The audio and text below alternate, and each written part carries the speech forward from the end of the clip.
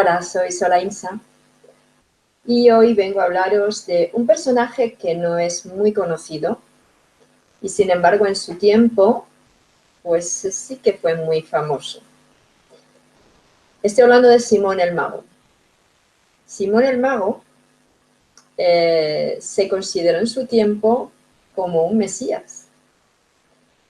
Hizo un grupo muy grande, lo que pasa es que luego no prosperó, pero compartió tiempo y lugar con Jesús y pudiera considerarse como ese otro Mesías que rivalizó con él. Vamos a hablar un poquito de este hombre, porque creo que debido precisamente a lo que representó en su tiempo, bueno, pues se merece también el conocerlo, ¿no?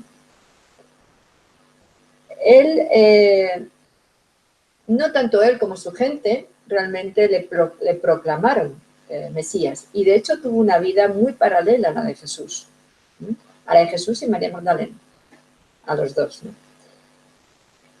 Bueno, a lo largo de la historia ya sabemos que ha habido pues, muchos personajes que se han querido proclamar, ¿no? Mesías.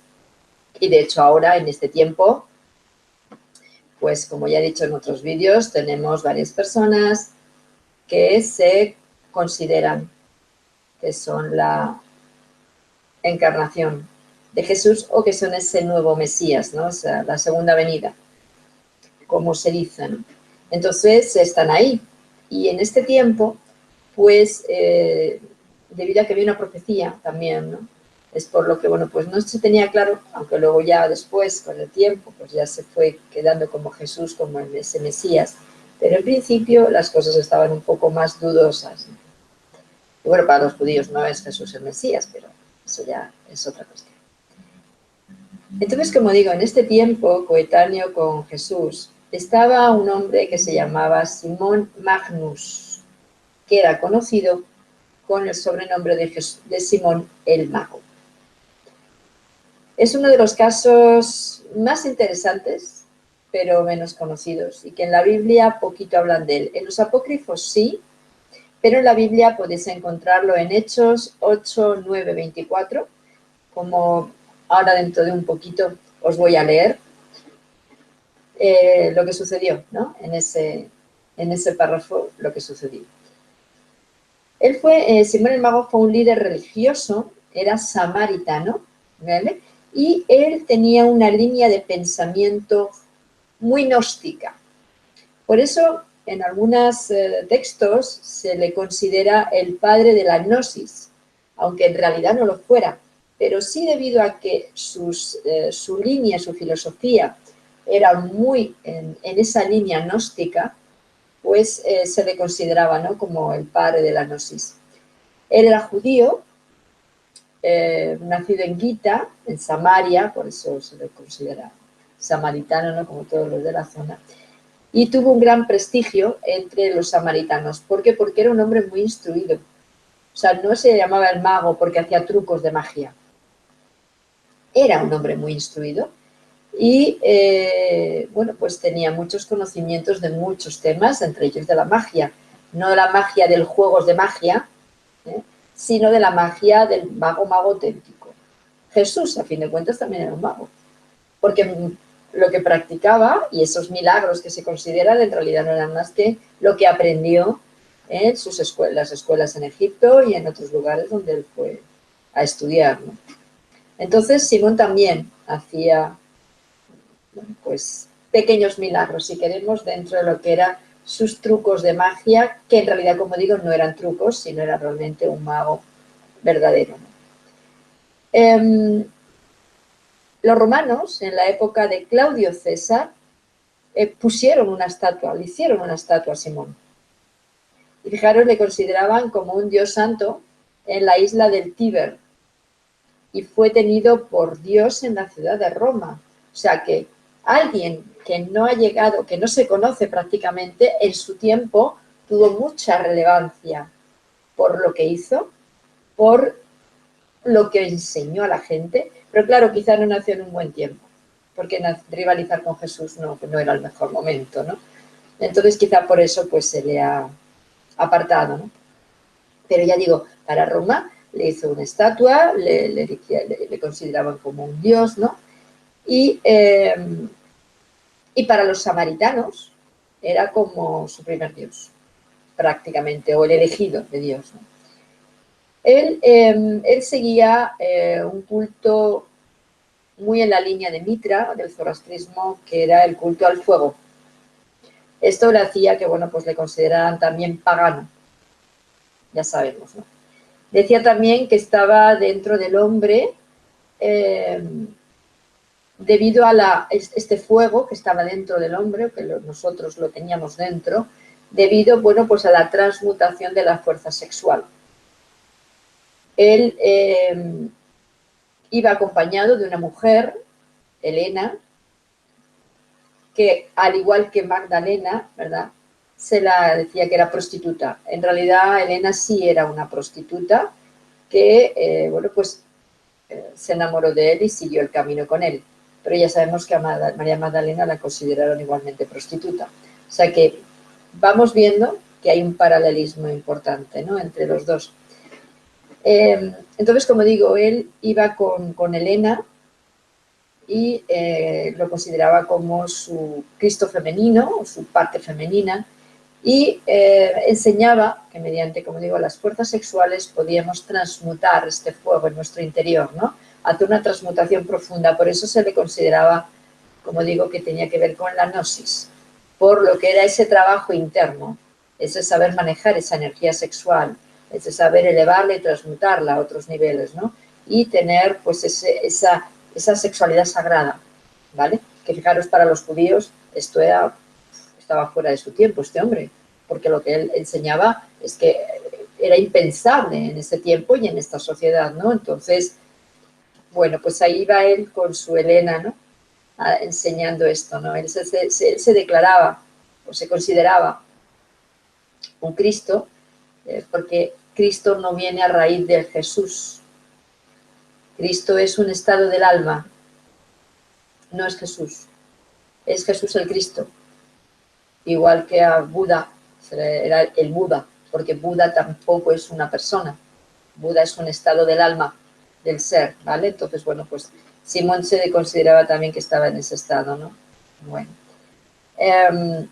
Sus seguidores le consideraban como la encarnación del pensamiento divino, o el que venía a traer a Dios aquí, ¿no?, y a enseñárselo a la gente, ¿no? Él usaba la magia, como os digo, por eso le llamaban Jesús el Mago, ¿no? Y hizo milagros, o sea, bastantes milagros, ¿no? Algunos escritos apócrifos dicen que Simón levitaba. De hecho, es una de lo que dicen que pudiera ser lo que le llevó a la muerte, como ahora explicaré, ¿no?, en la conversación que tuvo con Pedro. Como digo, es la única que aparece en la Biblia, conversación con Pedro, y bueno, pues esa rivalidad que hubo ahí, ¿no? Claro, aquí vemos que los seguidores realmente le idolatraban y le consideraban un dios, o un enviado de Dios, sería mejor decir, ¿no? Por eso era un Cristo, ¿no? Pero claro, también tenía detractores, lógicamente, pues le consideraban un charlatán.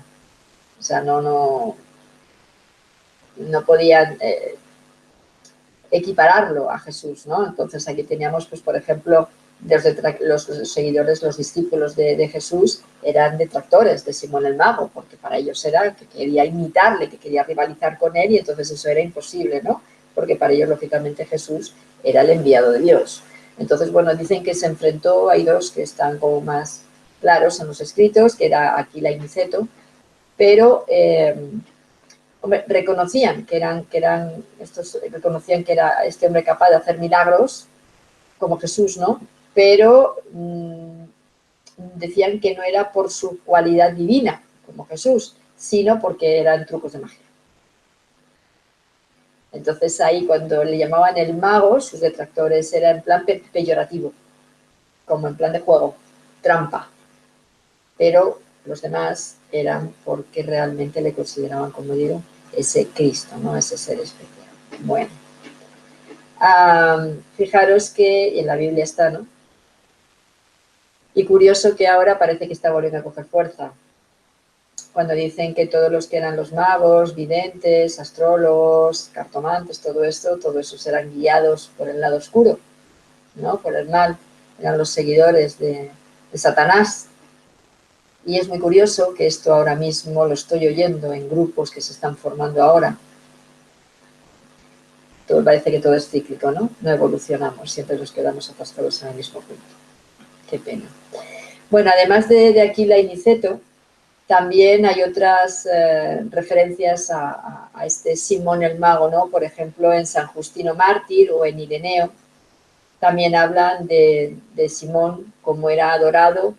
Y fijaros, lo adoraban en forma de Zeus. De hecho, yo he visto, hace ya muchos años, en la casa de una persona que fui a limpiar, vi un cuadro y me llamó mucho la atención, porque era un cuadro de Zeus y Atenea, y sin embargo lo que ponía era Simón el Mago y Helena. A Simón lo configuraban como si fuera Zeus y a Helena como si fuera Atenea. Helena con H, lo que no quiere decir que sea la Helena también de la mitología griega, ¿no? No.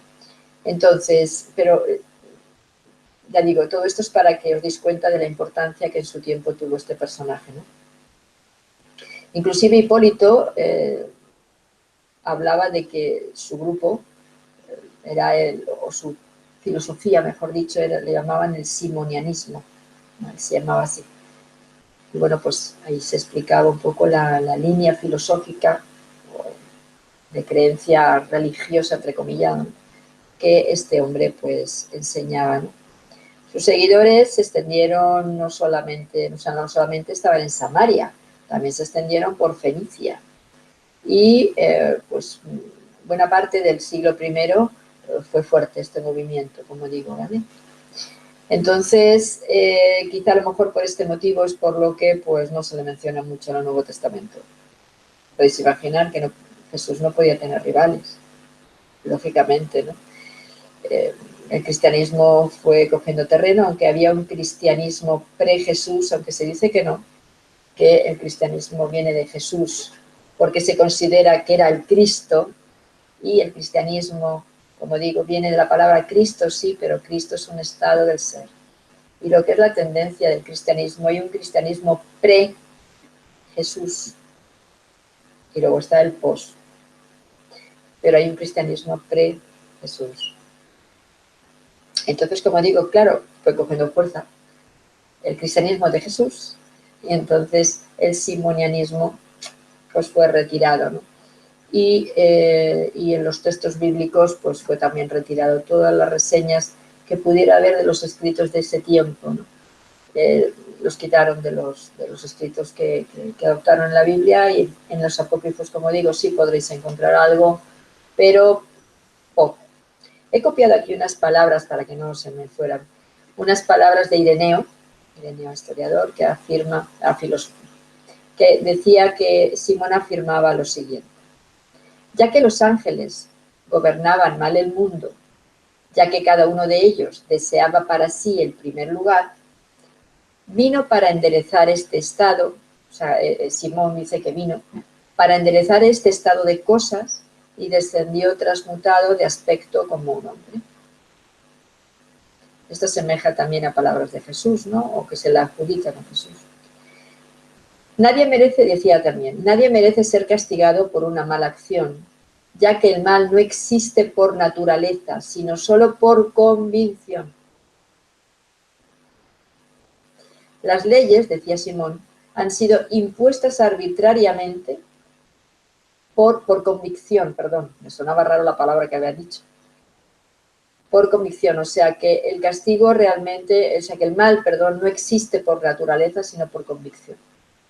Las leyes, decía Simón, han sido impuestas arbitrariamente por los ángeles creadores del mundo, que pensaban dominar por medio de ellas a los que les atacaban. ¿No suena esto a lo que cada vez estamos discerniendo más de lo que realmente son los ángeles y los demonios? ¿No pensáis que este hombre estaba muy avanzado para su tiempo?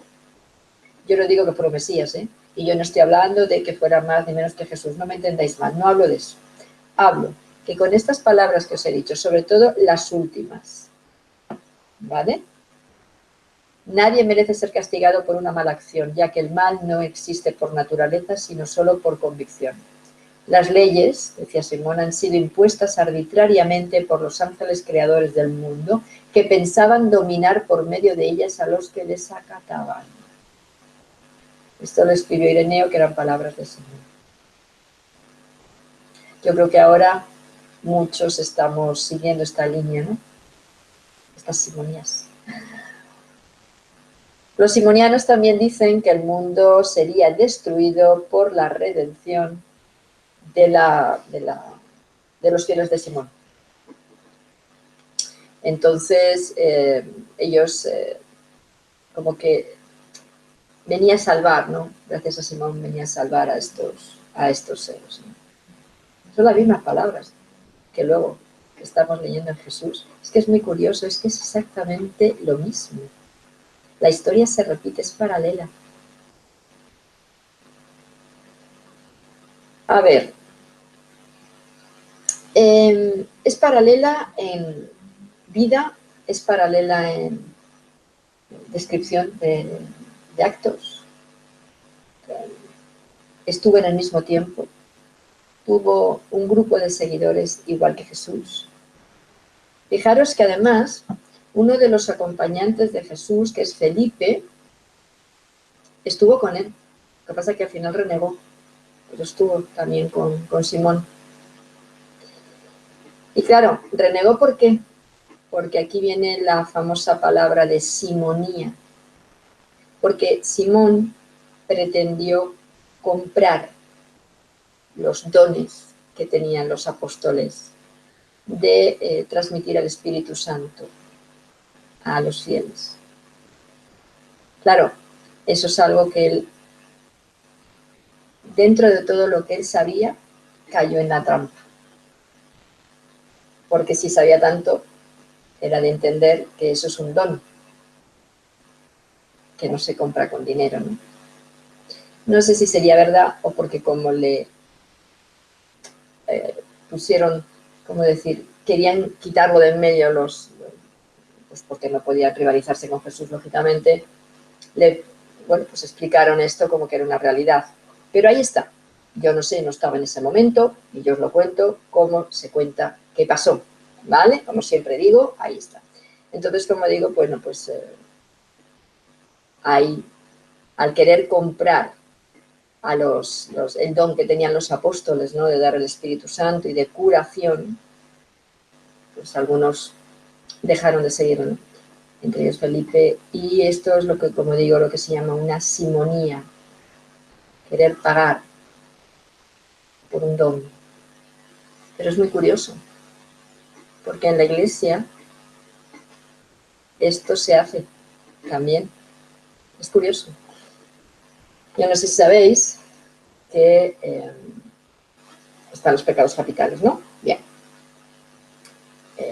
El Papa, por ejemplo, tiene bula, se llama la bula papal, tiene bula para 3 pecados. Tiene bula para ello. Y los obispos y cardenales para uno de ellos. Y otros, si tú pagas, puedes librarte de. Es como el matrimonio por la iglesia. Es indisoluble, ¿no? Hasta que la muerte nos separe. Pero existen divorcios cuando se paga. Y eso no es una simonía. Tú estás pagando por algo que se supone que es eterno, ¿no? Que es divino. O por cortar ese algo. Son simonías exactamente igual. Para conseguir o para evitar. Eso no tiene precio. El dinero no puede interferir en un proceso que se supone, según nos cuenta la Iglesia, que es indisoluble. Para lo que interesa es simonía, para lo que no interesa no es simonía. Estamos en lo de siempre, ¿no? Bueno. Sus seguidores, como digo, se extendieron durante el primer siglo por muchos lugares, ¿no? Y Esto hizo quizás que todo lo que pudiera estar escrito de este hombre fuera erradicado de lo que eran los textos públicos y, por supuesto, como decía, en la Biblia no.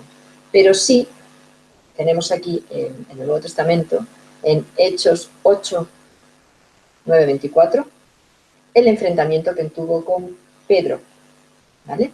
Y que os voy a leer. Dice, cuando los apóstoles, no dice mucho, pero he cogido una parte, ¿vale? Pero lo podéis leer entero. Cuando los apóstoles estaban en Jerusalén, oyeron que Samaria había recibido la palabra de Dios. Y entonces les enviaron a Pedro y a Juan, quienes descendieron y oraron por ellos para que recibieran el Espíritu Santo, pues todavía no había descendido sobre ninguno de ellos.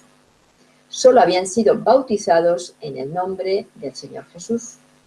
Entonces les imponían las manos, Pedro y Juan les imponían las manos, y recibían el Espíritu Santo. Cuando Simón vio que el Espíritu se daba por la imposición de las manos de los apóstoles, les ofreció dinero diciendo, dadme también a mí esa autoridad, de manera que todo aquel sobre quien ponga mis manos reciba el Espíritu Santo. Entonces Pedro le dijo, que tu plata perezca contigo, porque pensaste que podías obtener el don de Dios con dinero. No tienes parte ni suerte en este asunto, porque tu corazón no es recto delante de Dios. Por tanto, arrepiéntete de esta tu maldad y ruega al Señor que, si es posible, se te perdone el intento de tu corazón. Porque veo que estás en hiel de amargura y en cadena de iniquidad. Pero Simón respondió y dijo, rogad vosotros al Señor por mí, para que no me sobrevenga nada de lo que habéis dicho. Ahí supo darle la vuelta. Está claro lo que le dijo. Si vosotros estáis en el lado de Dios, ¿cómo puedes en este momento maldecirme de esta manera? Eso no puede venir de Dios. Así que muéstrame realmente que vienes de Dios y que das el Espíritu Santo, rogando al Señor por mí, para que no me sobrevenga nada de lo que habéis dicho. Listo el Simón, ¿no? Muy listo el Simón. Bien, bueno, pues esta es la compra que digo, ¿no? De los dones, de una ventaja espiritual por medio de bienes materiales. Y esto es a los que se llama simonía en el cristianismo, ¿no?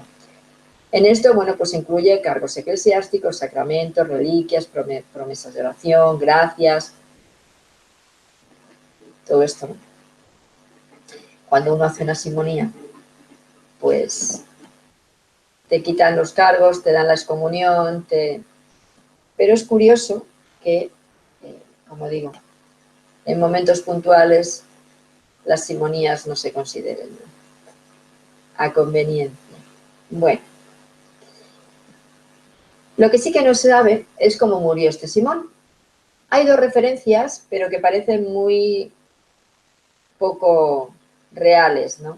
Porque ya vemos que Simón era muy listo, muy inteligente y no creo que cayera en lo que cuentan sobre su muerte, ¿no? Bueno, por un lado dicen que tuvo un reto con Pedro.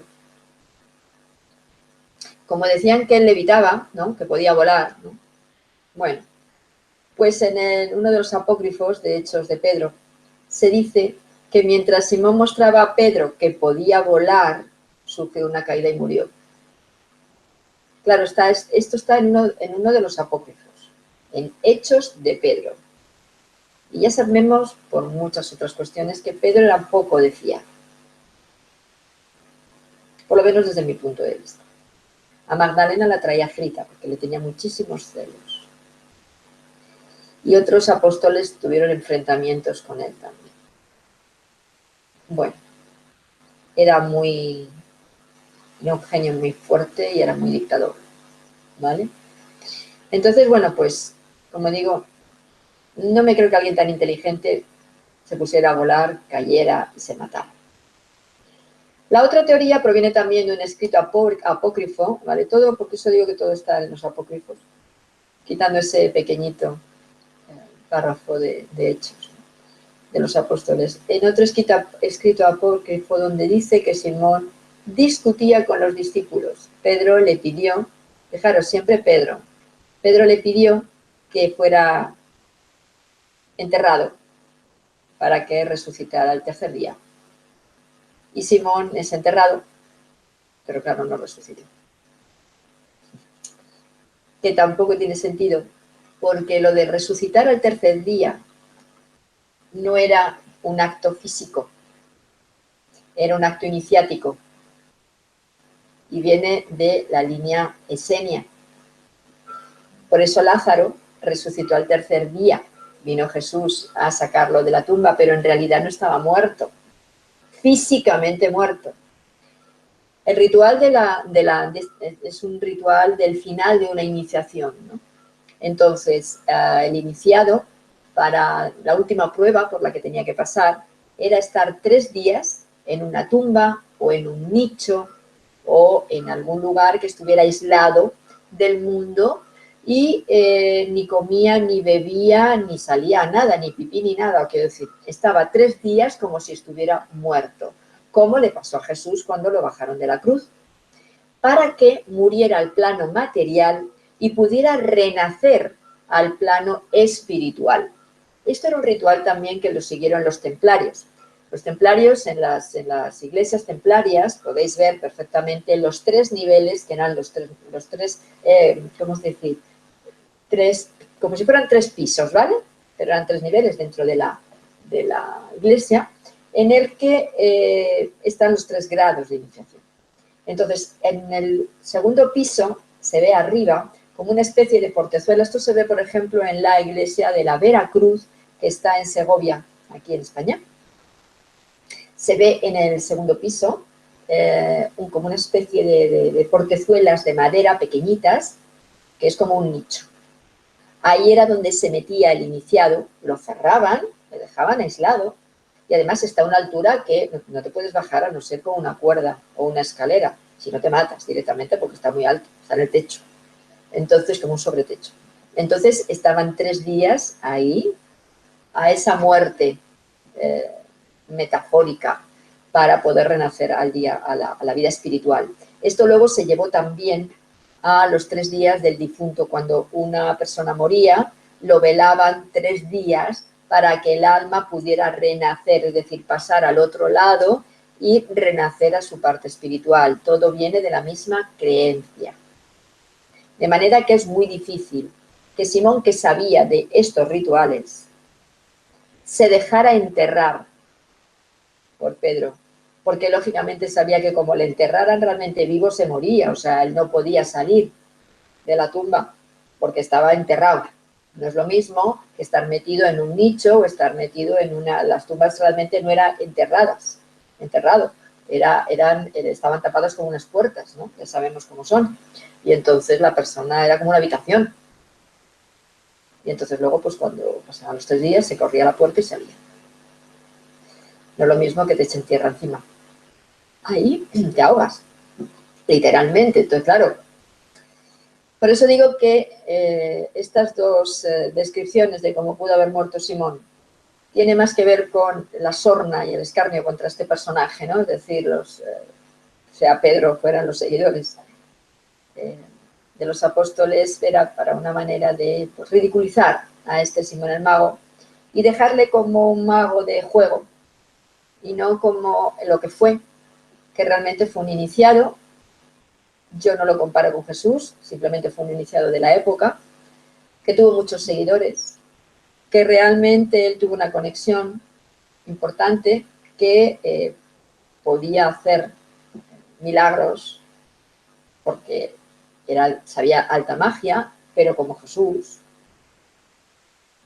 Yo no me creo que no pudiera hacer sanaciones porque el trabajo con las manos era típico de los esenios, entonces era algo conocido. Ya lo que era el Espíritu Santo es otra cuestión.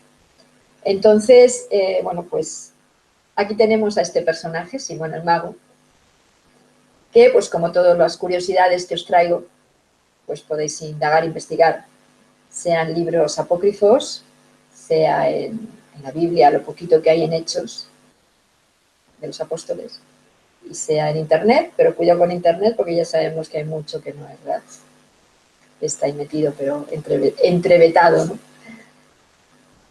Y bueno, pues nada, esta curiosidad espero que os haya gustado y os mando un abrazo hasta el próximo vídeo.